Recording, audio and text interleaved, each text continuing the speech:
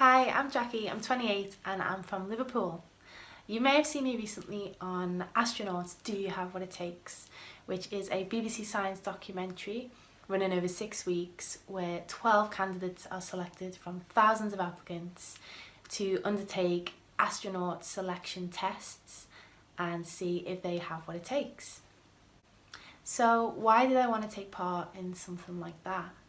Well, it's never really been my dream to be on a reality TV show, so to speak. But this was an opportunity that I just could not pass up. I wanted to apply, and a lot of people told me I had no chance of getting it. But that was okay because I knew that I could do it, and I wanted to show everyone that maybe, yeah, I do have the skills necessary to become an astronaut. And the only way of knowing myself was to take part in this process. And for me, as a Liverpool girl, I'd always dreamed of becoming an astronaut and was always told that it was impossible. And, you know, people like me don't get a chance to become an astronaut. And so when I saw the advert, I thought this is the closest that I may ever get to living my dream, and maybe someone will see something special in me, and maybe I'll even surprise myself at the things that I can do, and it will give me the courage and the confidence to apply for real when ESA open their applications. I've always absolutely adored space. Since I was a kid, I just loved learning about the planets. I'd go outside and just lie in the grass and look up day or night and just imagine what was out there. And it never scared me at all. It just fascinated me even more.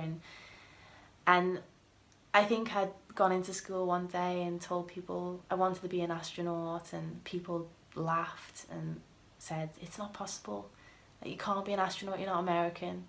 And at this point I didn't really know about Helen Sharman, and I did think, okay, maybe it is impossible, and I took other people's word for it. And so I thought, okay, this will always be my dream at the back of my mind, but what can I do instead?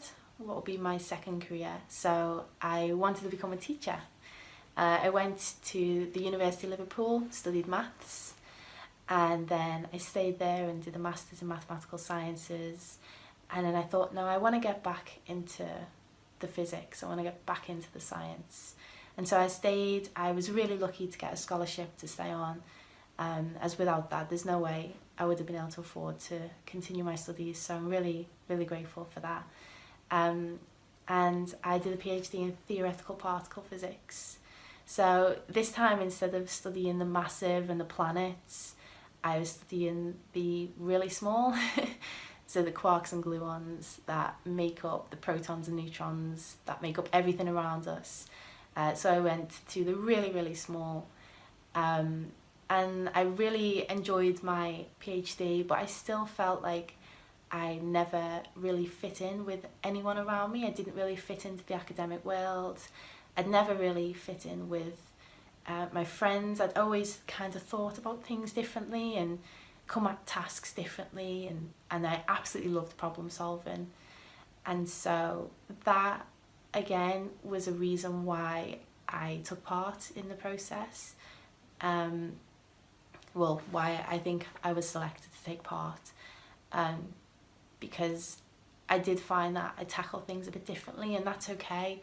I think you're gonna have those times in your life where you are different to people around you, and you just need to hold on and tell yourself that, you know, one day you'll meet the group that you fit into, and that's okay. Just keep going the way you are and don't change yourself. The best thing about taking part in Astronauts Do You Have What It Takes was meeting the 11 other candidates who were chosen from across the UK. There was a surgeon, a dentist, a teacher, a quantum physicist who was also a ballerina. You had pilots, you had engineers, and you had me. And I was in awe of these people. They've achieved so much, and it was so nice to be around people who had a very similar personality to me and for the first time, I felt like, yeah, I fit in here. This is a great group of people who I want to stay friends with, and for once I feel like I belong in this group. And so for me, that was something that I felt like I won personally, was that acceptance and that feeling that, you know what, I have been different this whole time and I haven't actually fit in, and now I'm with a group of people who really lift me up, and there's nothing better than being around a bunch of high achievers, because they just make you want to achieve more, and it becomes competitive but in a friendly way, and we were all supporting each other, which was really nice. And we're all still friends now, so that was one of the best things for me. Another of the best things that I found from the experience was flying a helicopter. So we did this on day one, and it was like the most amazing thing ever. We didn't know where we were going, and we pulled up to this airfield, and Chris arrives in a helicopter, which is just magnificent. And I think if I was an astronaut, if I couldn't arrive in a spacecraft, I would arrive in a helicopter as well. And so getting to do that on day one of astronaut training, I think it really hit home for us that this wasn't going to be easy, because flying a helicopter is not as easy as it looks. And so just to get that opportunity, you know, for someone like me from Liverpool who, you know, might not have that much money, to get to go in a helicopter was just insane. And I remember saying in the interview I had straight after, trying to fly it, you know, if I haven't done enough to impress Chris and I get to go home today, that's okay, because I made it to the final 12, I made 11 new friends, and I got to fly a helicopter. So for me, that was just a massive achievement already, and one that I was really, you know, amazed with, and it still makes me smile like this when I think about it, that I was in a helicopter and had control of the whole thing. Maybe for only a few seconds, but it was still amazing. The hardest thing for me, or the most difficult thing during Astronauts Do You Have What It Takes, was the underwater dunker. So the underwater helicopter survival test that we had to do. So the whole time that we were going through the selection process before we'd all been chosen, I had been training, but not as much as maybe I should have, because I didn't want to put all my eggs in one basket and train, and then be told you haven't made it. And I knew that the more I hoped for it, the more disappointed I'd be, because I honestly, at no point did I think that I had, you know, the skills necessary and that I stood out as one of the final 12. I mean, over 3,000 people applied, and I guess I didn't really have much confidence in my own ability. And so when we were told that we were successful and we made the final 12 and that filming started in 2.5-3 weeks time, I went into a little bit of a panic, because I still couldn't swim at this point, and I knew that it was definitely going to come up in some way or another, because astronauts train for EVAs, their spacewalks, underwater. So I thought, it's definitely going to come up at some point. I am going to have to learn to swim. And so I frantically tried to learn to perfect my doggy paddle in that 3 weeks, which is annoying, because if I would have had that faith and believed in myself from the start, I would have had a lot more time to learn to swim, and maybe would have done the test a lot better than I did. I still managed to pass marginally, but I remember the water was coming up, and I thought, I don't know what's going to happen, and I was absolutely terrified. It still makes me feel a bit sick thinking about it today, but even though I was terrified, I knew that I had to do it. I mean, come on, this was the one chance that I had, and there was no way I was going to let fear stand in my way. And so I battled on through it, even though I really didn't know what was going to happen when I went under the water. I'd never put my head under before.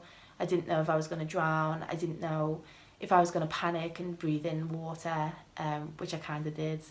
But it was okay. And I think there's going to be times in life where you're going to have to put those fears on hold and just go for it, and you can do it. I think I surprised myself that I actually did that, and even watching it back, I couldn't believe that I had gotten into that container and been thrown upside down in water when I could barely swim. And so, yeah, that was the most terrifying thing for me, the hardest thing for me during the process. What was it like meeting Chris Hadfield? It was absolutely amazing. I was completely lost for words. We'd already met him at the hangar when he'd flown down in his helicopter, which was so cool. But we hadn't met him personally, hadn't spoken to us personally until the numbers test, which is on episode 1 as well. And so we walk into this room, we're greeted by Chris, who's, you know, he's standing there, he says, "Hello, Jackie." And you walk in, you shake his hand, and he's telling you how well you've done to get this far. And the whole time you're wearing this heart rate monitor as well, so they can see how stressed out you are. And my heart must have been like so fast because I was honestly just in awe. This has been my idol and my hero for as long as I can remember. And there he is, and he's chatting to me and saying how much he admires the things I've done so far. And I'm just grinning like a little girl, just absolutely made up to meet Chris Hadfield. I mean, come on, a real astronaut. And then he says, "Okay, now you're going to show me what you can do." And that is absolutely terrifying. The pressure that you're under to perform for your idol, your hero. And, you know, you want to be your best. So I put a lot of pressure on myself to perform in that test. But yeah, he's fantastic. And really, you're always really nervous when you meet your idol, because you think that they're not going to live up to your expectations, but he completely surpassed them, and he's still very much, you know, my inspiration, and taking part in the process has really motivated me to carry on, really. So I think, you know, would I still want to be an astronaut after everything that I've been through with Astronauts Do You Have What It Takes? And the answer is definitely. You know, I've had a bit of a taste of it now, and I feel like more than ever, this is what I want to do. And although ESA aren't looking for applicants right now, they will be in the future, and I want to be in a position, like Chris was, to apply when the chance comes up. And I think that's really why I love Chris, and why he's my idol, because when he was training, when he was younger, it was always this dream at the back of his mind, as it was mine. But for him, it really, really was impossible, because there was no Canadian Space Agency at the time, and the only way in was through NASA, who were only hiring Americans. And so for him, the dream, you know, really was impossible, but he kept at it, and everything he did was to build up this portfolio so that if the opportunity ever came up, he was ready. And that's the position that I want to be in. And so I wouldn't say that taking part has deterred me in any way. I think along with that, the experience, meeting Chris, meeting the other candidates, you know, getting to do those amazing things, and also all the support that I've had back home and on Twitter of people saying, you know, you might not be able to swim, but you can definitely do this. I feel like we're going to see you up there, and we're going to see big things with you. It's really inspiring and encouraging. And although I could have been really upset when I left the process, and I was for a little while, you know, I did think I was a failure, and I was very you know, disheartened and thought, what's the point? You know, maybe I can't do it. And I could have really took that attitude and given up there and then, but I didn't. And again, with all the encouragement back home and, you know, from Chris himself and my determination, I just want it more than ever. And I think that life is going to knock you down sometimes, and that's okay, because you're always going to get up stronger. And the things that I couldn't do during the process, I've put in the work and I can now do those things. And so I am a strong believer of, if you really want something, there's no reason why you can't do it. If you really believe in yourself and you really put in the work, then why not? You know, I think you can do anything that you want. You just, even if people around you don't believe in you, which was the case for me, then you believe in you, and there'll always be someone who believes in you. And so you just need to be strong and be brave and continue, and eventually you'll get there. And don't let anything stop you living your dream. And that's the attitude I'm taking now, and why I'm putting in so much hard work for when ESA open their applications, and hopefully I get to do the process all over again, but for real. So what am I doing now then? So obviously filming is finished for Astronaut, so you have what it takes. And although I'm still training to be an astronaut in my spare time, by, you know, staying fit, improving my fitness, going swimming every day, that's definitely something that I now do on a regular basis. I'm still practicing a bit of Russian, and hopefully in the future, the very near future I hope, I'm gonna learn to fly, whether that be helicopter or an aeroplane, we'll see.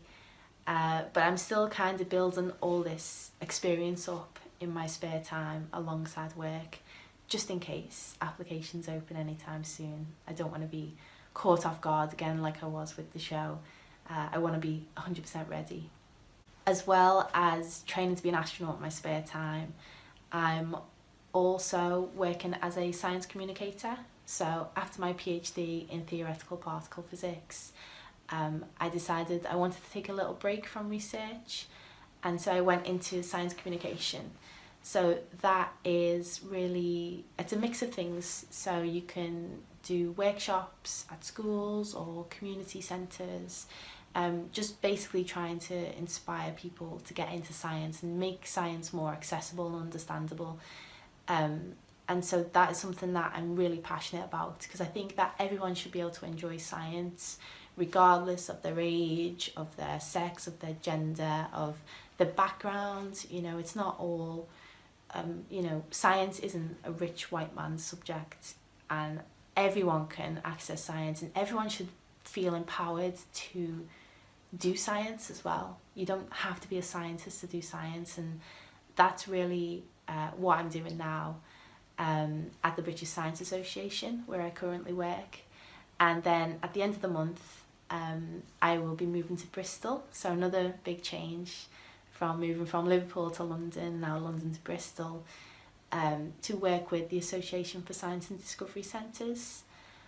And so my job there will be a specialist project manager, where I'm going to be hopefully putting together and running some national physics programmes across the UK, in science centres and science museums, discovery centres, which will hopefully inspire more people into science.